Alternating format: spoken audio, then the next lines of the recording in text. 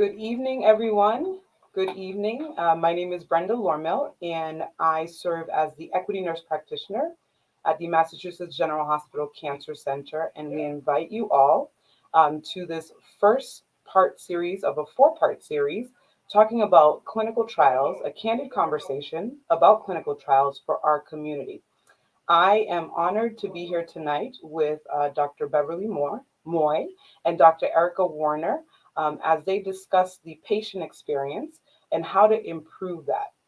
As we move through this programming, I would like to just let you know if you're streaming live, if you do come up with any questions, please feel free to hold them towards the end. Towards the end, we'll make time to answer any questions. If you have the ability to put a comment in the chat box on YouTube, feel free to do so. Just a little bit about my work. I've been able to sit in the phase one Tabir Center, where we do phase one clinical research trials for our oncology patients. And prior to that time, I can say my knowledge about clinical trials, being an oncology provider for several years, was minimal and I quite did not understand. So I am very happy to be here tonight so that we can help folks understand, patients, family members, our communities, help them understand what we do, why we do it, and why it's so important. Along this way, there's one quote that helps guide me, to say the very least, and I'm a big quotey, and it's by Joseph Unger, and it says, "Trials are an important way, sometimes the only way, for cancer patients to receive potentially breakthrough drugs. Everyone can get cancer. Everyone should have the same access to investigational cancer treatments." So everyone can get cancer, so everyone should have access to what we're about to talk about. So I'm going to stop talking and I'm going to invite Dr. Moy and Dr. Erica Warner to join us on the screen. And we'll get this conversation started. Again, if you have any questions, please feel free to put them in the chat. Dr. Warner, do you want to give us a brief intro of who you are? Sure. Good evening, everyone. Thanks so much for joining us. My name is Erica Warner. I'm an epidemiologist who studies cancer and health equity in cancer at Mass General Hospital in the Department of Medicine.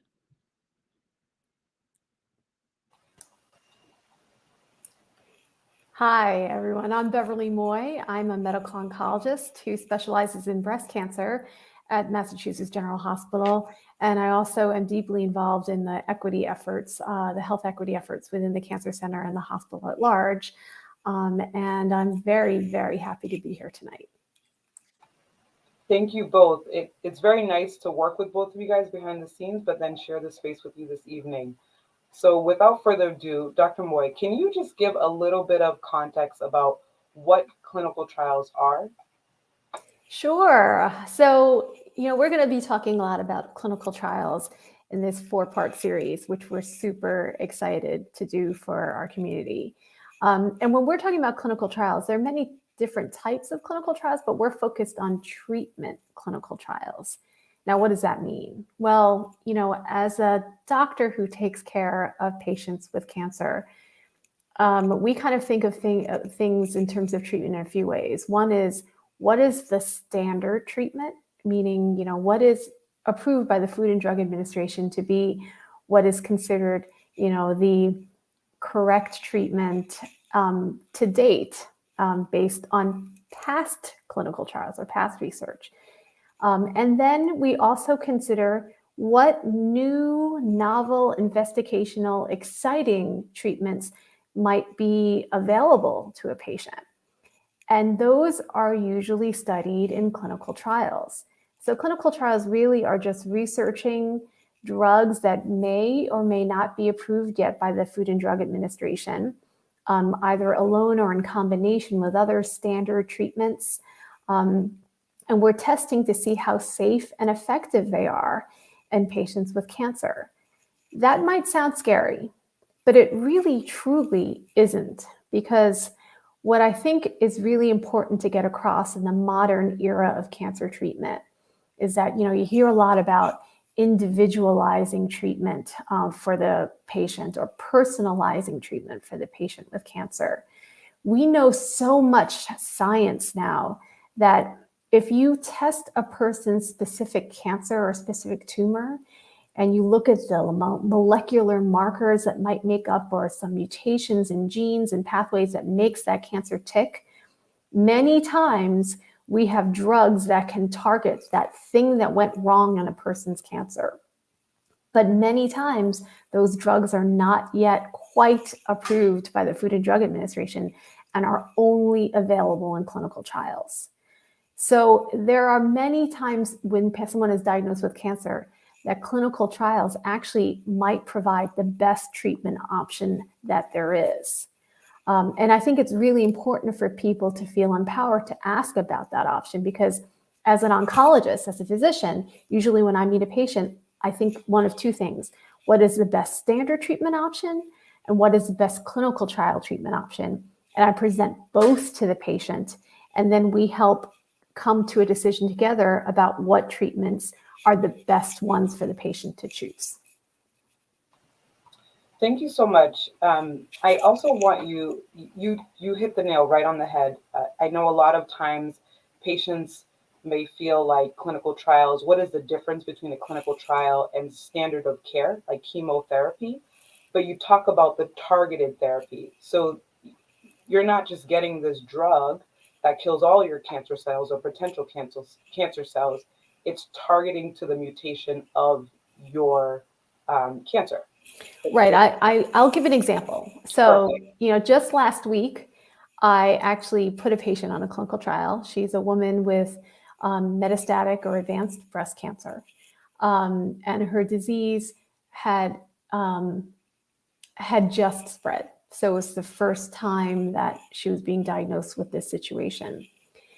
And we had done some, I call it fancy schmancy, molecular testing of her tumor genotyping. And we found that there was this mutation in the scientific pathway called the AKT pathway, right? And this pathway is super important because if it becomes irregular or upregulated, it can make that cancer become resistant to anti-estrogen treatment, which is the mainstay of treatment for this type of breast cancer. So that means that cancer can become resistant faster on standard therapies. So we just so happen to have a clinical trial combining an anti-estrogen, which is standard, with an inhibitor of that AKT pathway. This AKT drug is not yet approved by the FDA, although it's been moved far along in the trials. It's just not quite approved yet. And this study is aiming to see how effective it is in patients just like her. And this is something that she had that was special, that we were able to find in her tumor fingerprint, right? So it made a lot of sense for her to consider that trial. And I also talked to her about standard therapy. And I think that, standard therapy is certainly the right choice for many people. But the reason why we do clinical trials is because we need to do better, right? In cancer, we're making huge advances and we're doing much better than we used to, but a lot of progress has to be made. And that progress in treatment, it only happens in clinical trials. So, what we consider standard treatment today was based on findings in clinical trials that happened 5, 10, 15, 20 years ago. So we're now kind of blazing the path of what will be standard in 5 or 10 years. But it's possible for patients to have access to those novel, breakthrough therapies now. Thank you so much, Dr. Moy. And Dr. Warner, I don't know if you want to follow up with what Dr. Moy just mentioned. Any further comments? Yeah, I think, Dr. Moy just said a lot of things that I would have said.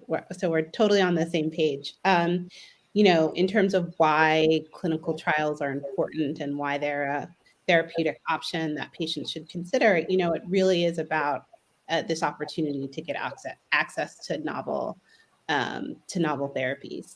And really the sense of how the medical field and the oncology field is always advancing, right? That's our goal, to keep doing better. And how we get there is through clinical trials. I think in terms of patients thinking about trials and evaluating them, I think there are some misconceptions maybe that come up about trials that we want to address. So for example, I think, often when you see someone on television, in a movie or something, and they're joining a clinical trial, it's a last ditch effort, right? It's like they've exhausted every other option possible, and now there's this experimental drug, and they're going to try it to see if maybe they can save their life.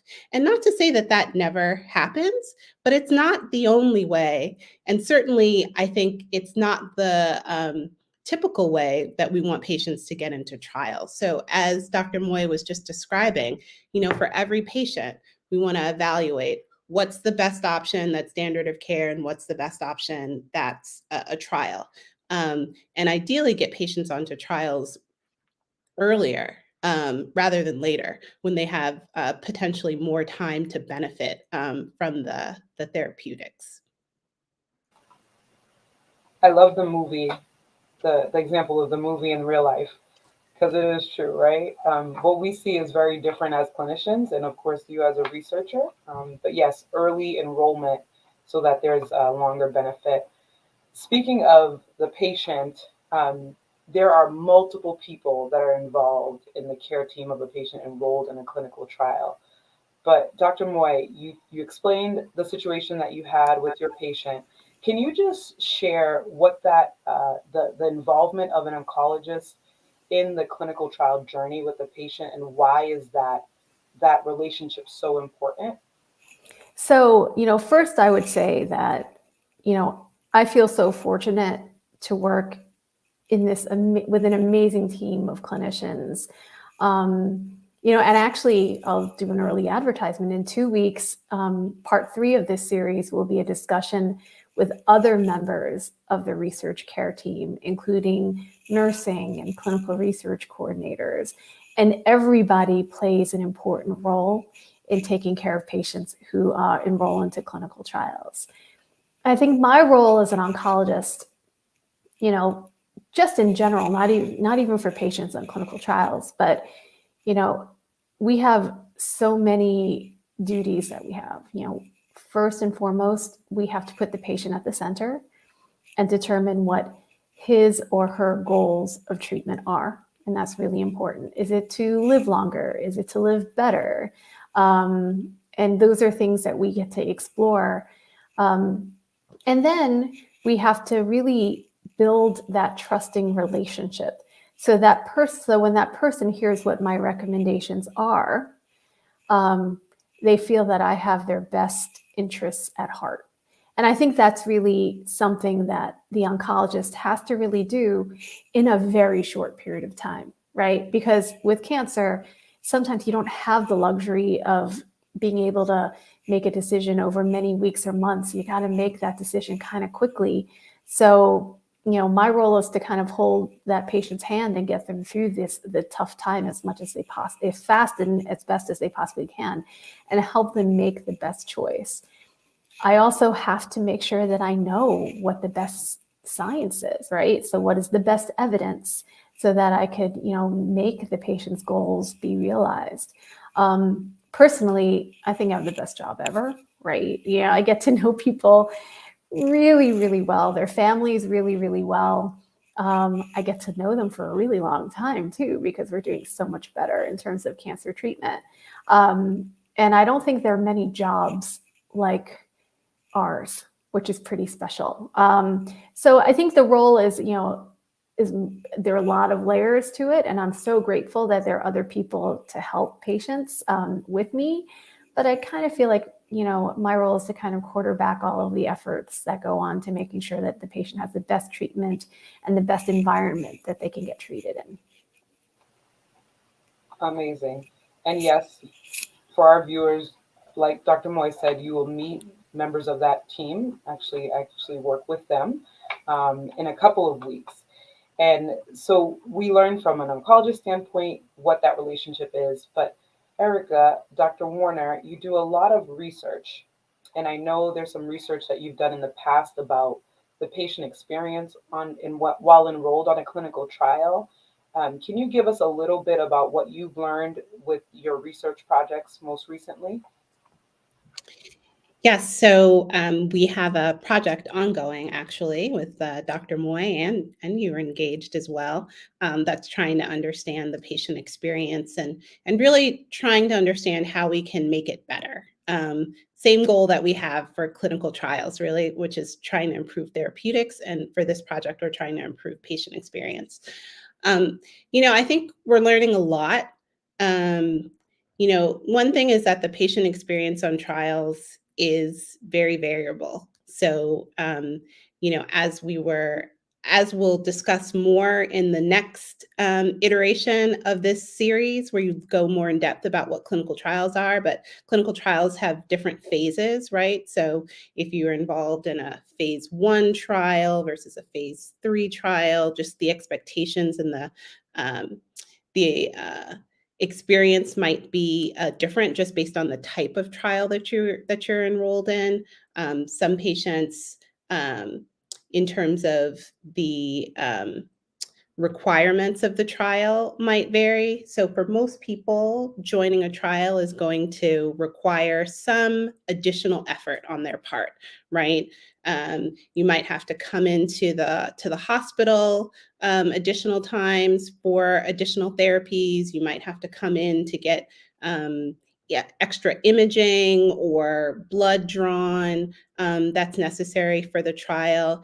And so I think in terms of improving the patient experience, what we want to do is coordinate all of these visits to the extent possible to really make it as easy as possible for patients to participate, because you're already going through a lot in dealing with cancer, right? And so how do we make the clinical trial experience as seamless as possible?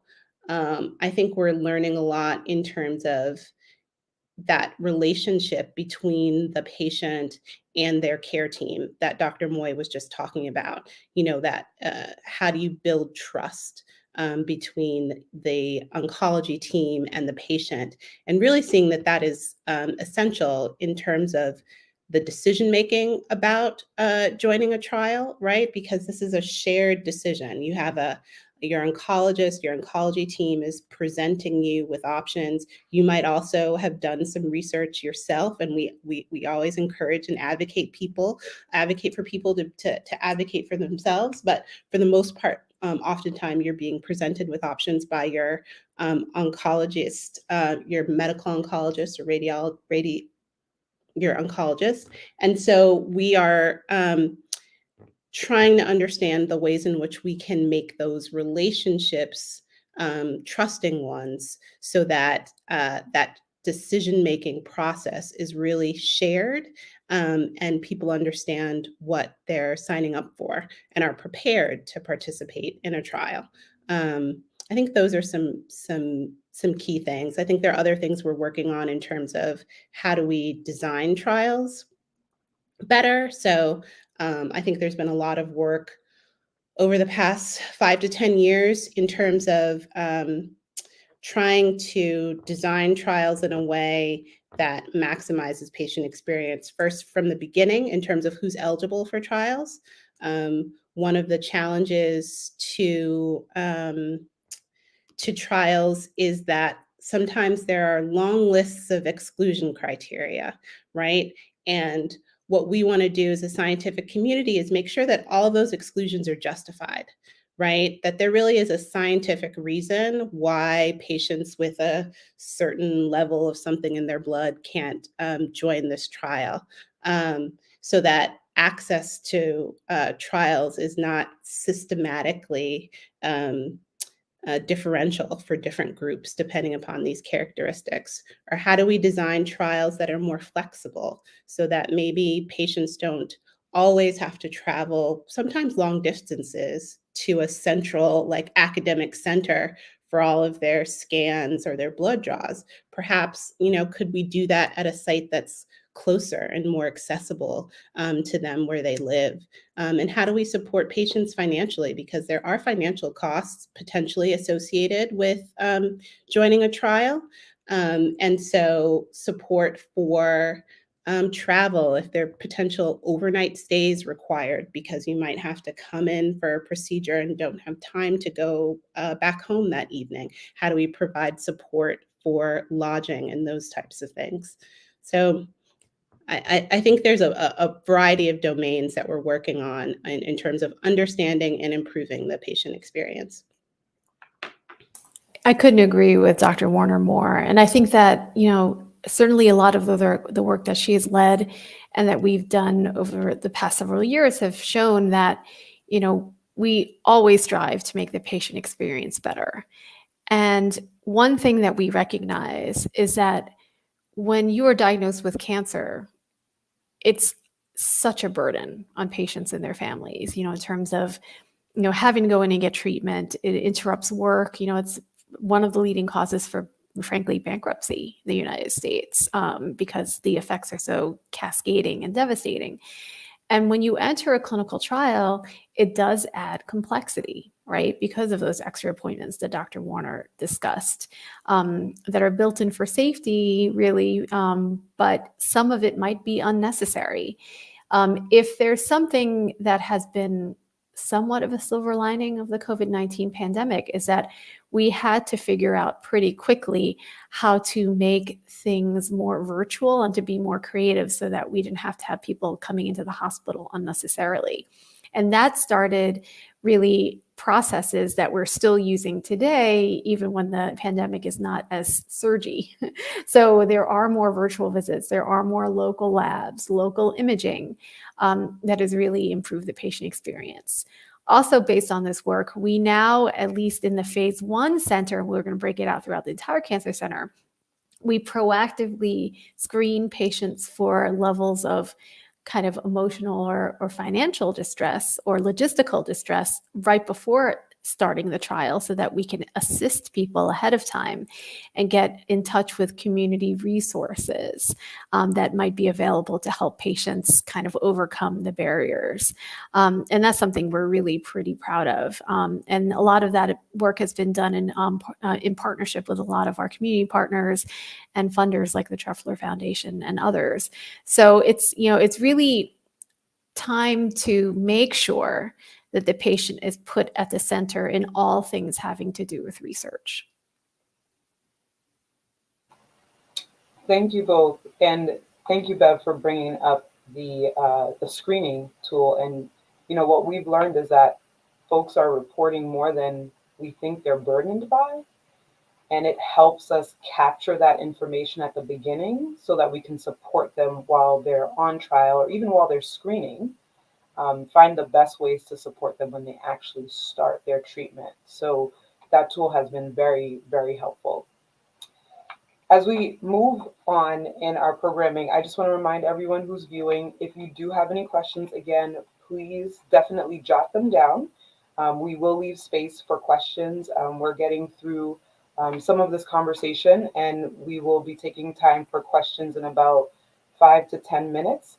Before we get there, if I'm a cancer patient or I have a family member that is diagnosed with cancer, Dr. Moy, Dr. Warner, tell us, how do you suggest a patient going about asking about clinical trials or learning about clinical trials as a treatment option?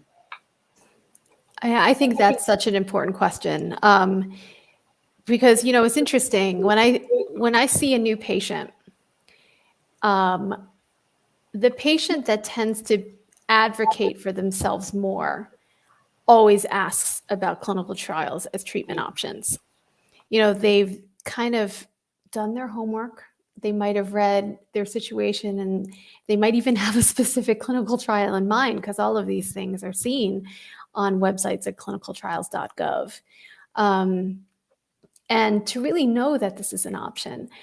So wherever you are, if you're diagnosed with cancer or you have a loved one diagnosed with cancer, you really want to explore what are the best treatment options. And again, what's the best standard treatment option? What's the best clinical trial treatment option? So I'm usually, my patients usually come with a list of questions when I meet them, right? And that really should be a standard question. What I'll say is if you're getting care at a place where clinical trials really aren't being offered, you should still ask that question, because we have networks of partnerships throughout the community, throughout the country, where we refer patients to other sites or try to think about ways to even operate that clinical trial at where you're getting your care. Just because you're getting treated at a site that doesn't routinely do clinical trials doesn't mean that you should be deprived of that option. And I think that's really, if I had to have a take-home message, I think that if you're not asking or you're not participating, you're potentially depriving yourself of the best, or maybe some of the best treatment options that are available to you. So to me, this is an ethical issue as a provider, as a physician, that these all options should be on the table, especially the most promising ones. So it is very, very important to ask.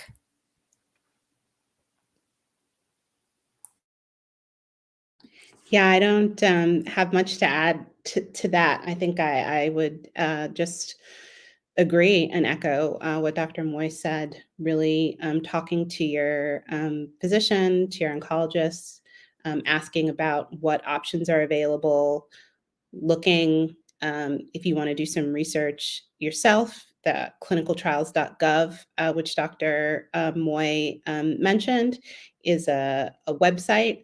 All clinical trials that are run in the U.S. are required to register on that site, and so that contains information about where the trials are available, what types of drugs, the disease, sort of anything you could think of is generally available there. And that's a place to look at.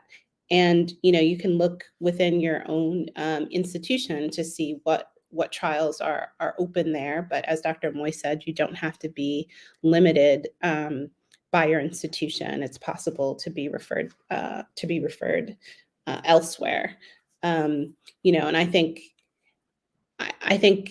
in my research and in the interface that I've had with patients, I think I always want to balance this idea of patients doing some homework, coming in, asking questions, and then on our side, on the institutional side, we're really working to try and ensure that every physician is like Dr. Moy, who's coming into that interaction with the patient already thinking about what's their best standard option, what's their best clinical trial option, right? So that patients and providers can meet in the middle, because certainly patients, please advocate for yourselves.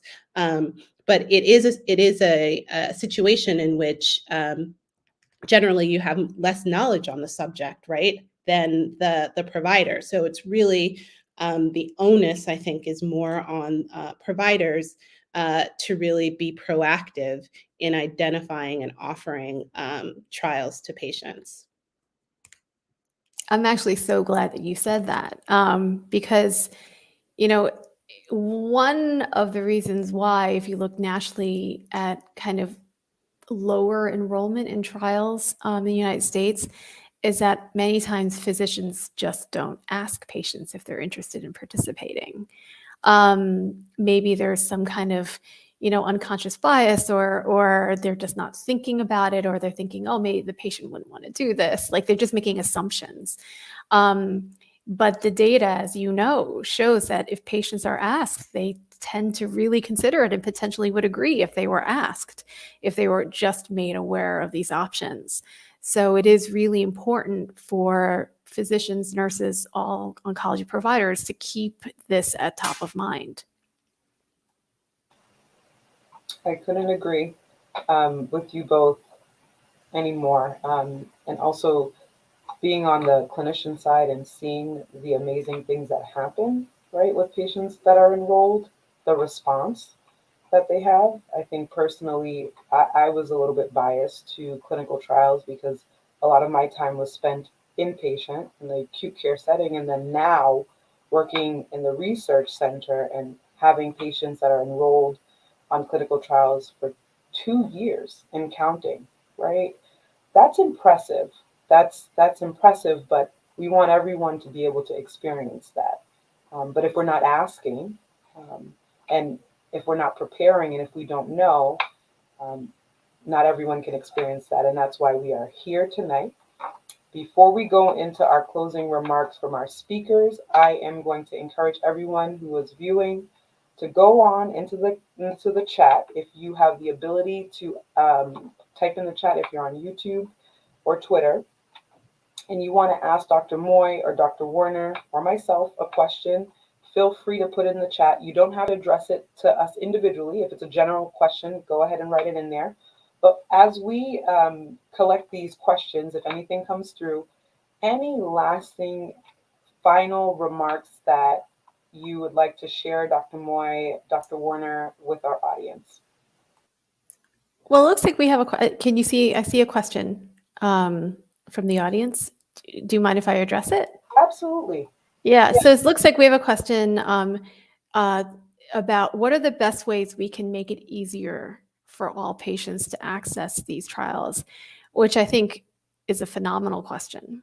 And if you look in the United States, actually, the way that the cancer treatment enterprise is set up actually makes it pretty hard for most Americans to be able to get into a clinical trial. So probably half of all patients who have cancer get treated at a site that doesn't have treatment trials available at their site. And then maybe like another quarter of patients won't be eligible for a trial based on strict or rigid inclusion-exclusion criteria, like Dr. Warner mentioned before. And I think that, it'll be great to hear from the patient in a couple of weeks or in 3 weeks to hear about his or her experience about, kind of going through am I eligible for this trial situation?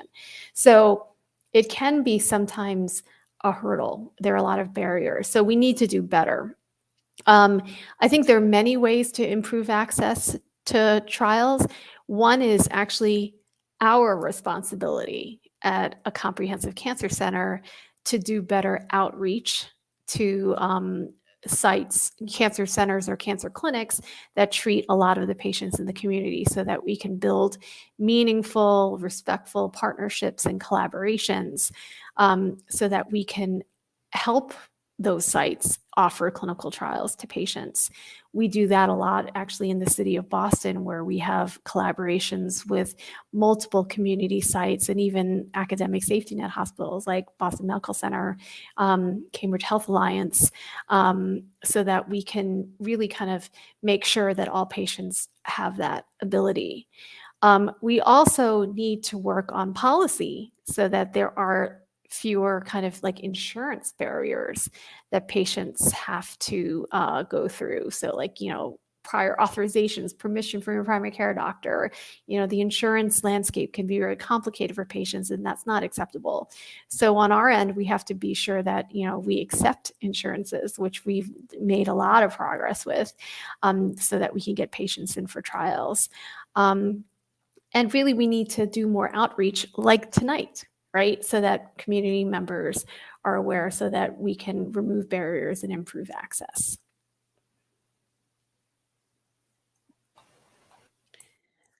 Yeah, I think, Dr. Moyes covered that fully. I don't really have anything to add to that point. In terms of wrapping up, some of my prior remarks, I guess I would say that, takeaways are that, clinical trials are a way to get access to novel therapeutics that are really the future of oncology, that may be the standard of care in 5 to 10 years. And it's a way for patients to get them now. And so I think, we encourage all patients to consider them. It may not be the best option for everybody, but I think it's worth thinking about and having that be an informed decision as opposed to a decision that occurs by default, right? Because it either wasn't offered or wasn't considered. And really this idea that trials are, something that should be considered early. They don't have to be sort of the last hope. They can be something that is a part of your care from the beginning of your treatment. And considering them early allows, throughout your cancer journey, whatever that turns out to be, the decision about trials could change, right? And so thinking about it early gives you an opportunity to really to have that journey. And lastly, I think, we as a medical team and oncology research and clinical side are working on trying to make patients' experiences better by addressing many of the barriers that we've talked today, and learning about new ones that we don't know about yet.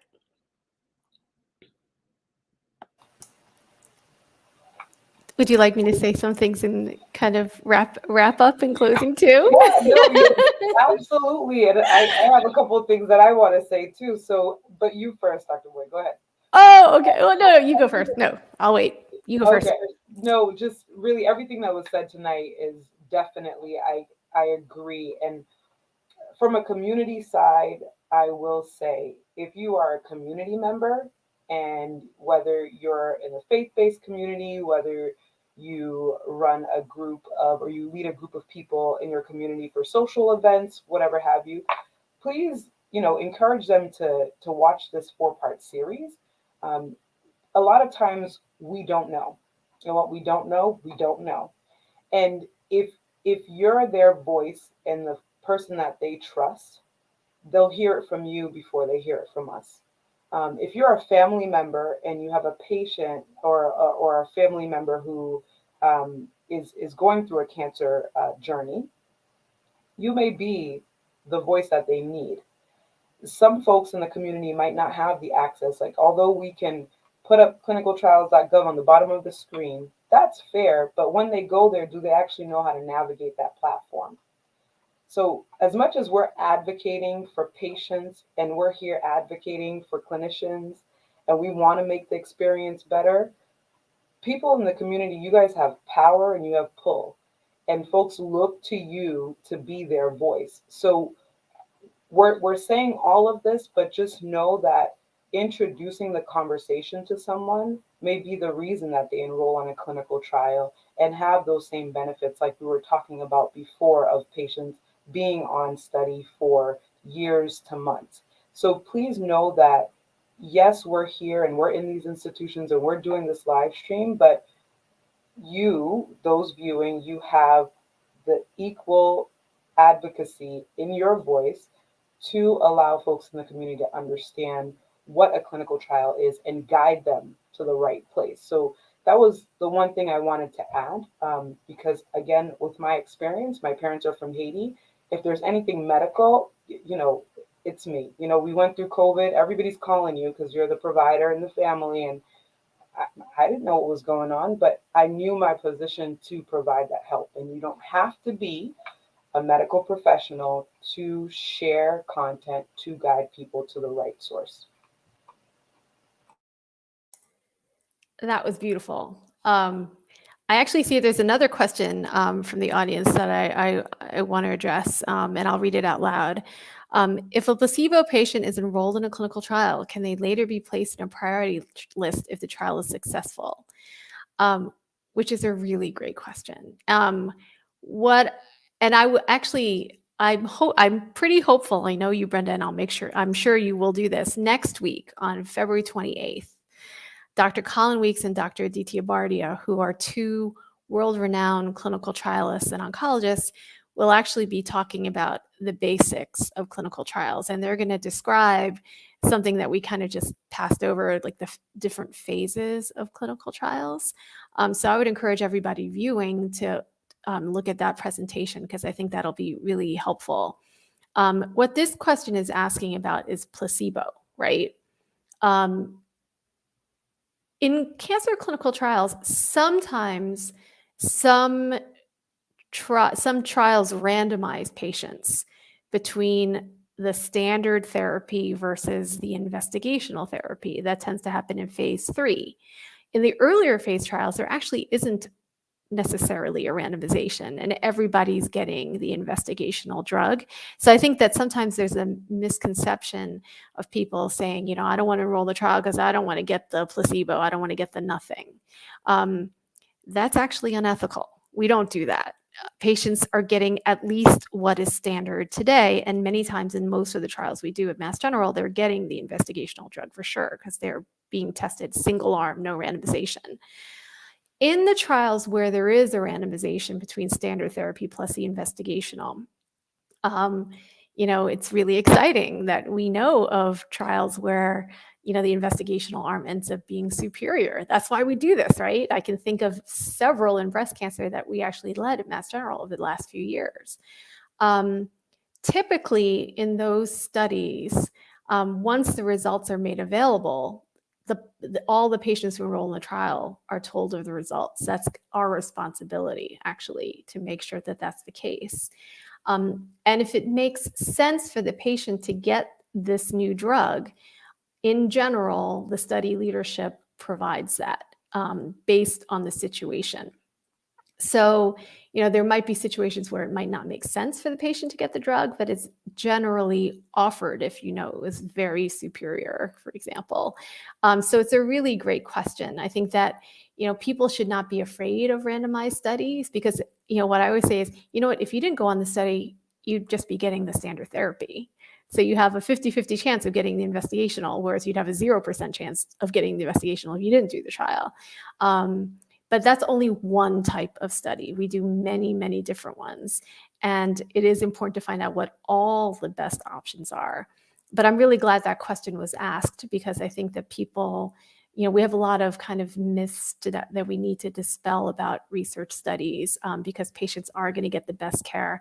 And there are actually lots of studies that show that patients who are on trials actually live longer and get, because Brenda knows this, we have to be very rigid in terms of assessments and safety. So we have lots and lots of checks to make sure that we're providing the very best care possible. So the level of care is top notch when you're on a study. May I say my closing remarks, Brenda? Absolutely. Oh, what do I want to say? Well, first, I'm so grateful to have this forum to discuss this because I hope we are conveying, the three of us, just how much we love what we do.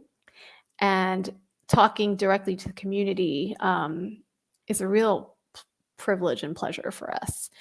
And obviously, if there are any questions that come up after the things that we've said, we're happy to answer them. There's an email, I think it's MGH. Yep, great. Yay, Brenda. There's our email. But I think that really, the take-home message that I really want for people to think about is that if you have cancer and you have treatment options to make, please remember that there are many different options for you and they should not be limited. And many times clinical trial treatments could be the most promising. So don't be deprived of that option. And we've seen obviously so many success stories that wouldn't have been possible if a patient didn't enroll in a clinical trial. Obviously, there are never any guarantees, certainly not with cancer, but it is so important for people to know what their options are and to not deprive themselves of what might be the best options that are available. Thank you so much. And as we're slowly wrapping up, we have another question in the chat.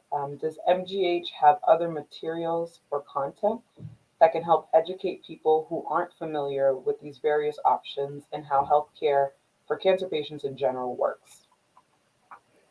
So yes, certainly that's a great question. Thank you for asking that.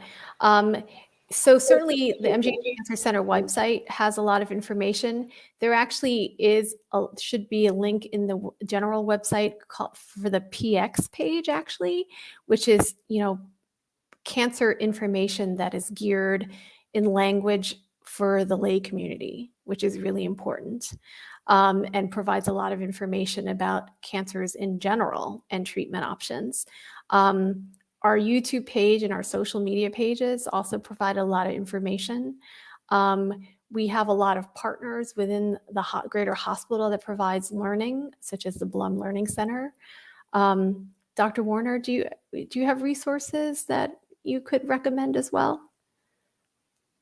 I think there are, I think you've outlined the MGH specific materials wonderfully. I think there are also other resources that are available on the web. The American Cancer Society has, I think, a lot of great materials that are written in plain language and easy to understand about what a clinical trial is and what it means and what options are in terms of different types of cancer. So I would encourage people to look at those resources, as does, I think, the National Cancer Institute has similar materials available for general education about cancer treatment, and clinical trials.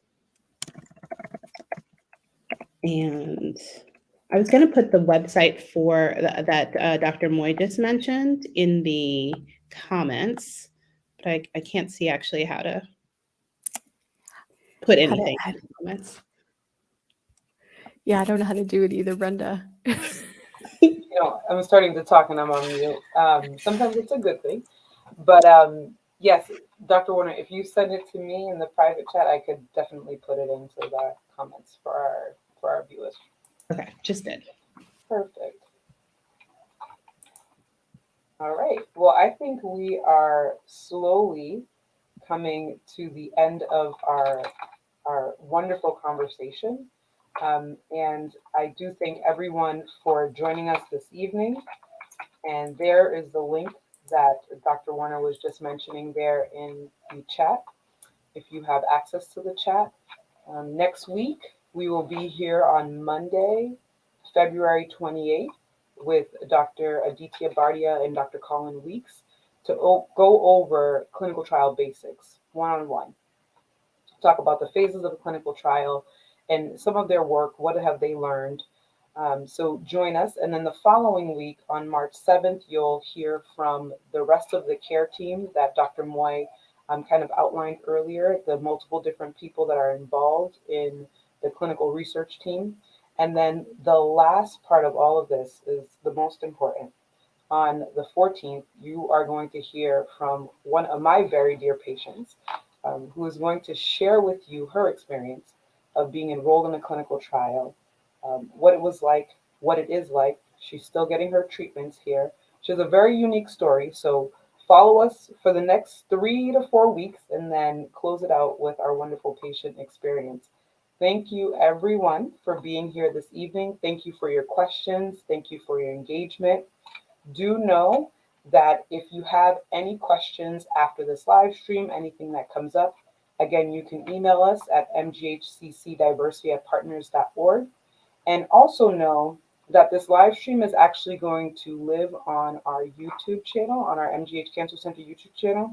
So if you feel like you're a community member and you want to share this video with someone, or even if you want to see it again for your own knowledge, every single series will be online on our YouTube channel. So thank you again. I don't see any more questions in the chat. Dr. Moy, Dr. Warner, thank you for being here. I enjoyed the conversation. I look forward to next week. Anything lasting that you want to add? Just thank you so much. This was a lot of fun, actually. Same here. Wonderful way to spend the evening. Absolutely. Absolutely. Thank you, everyone. Have a great night, and we'll see you next week. Don't forget to share the video. Bye-bye. Bye.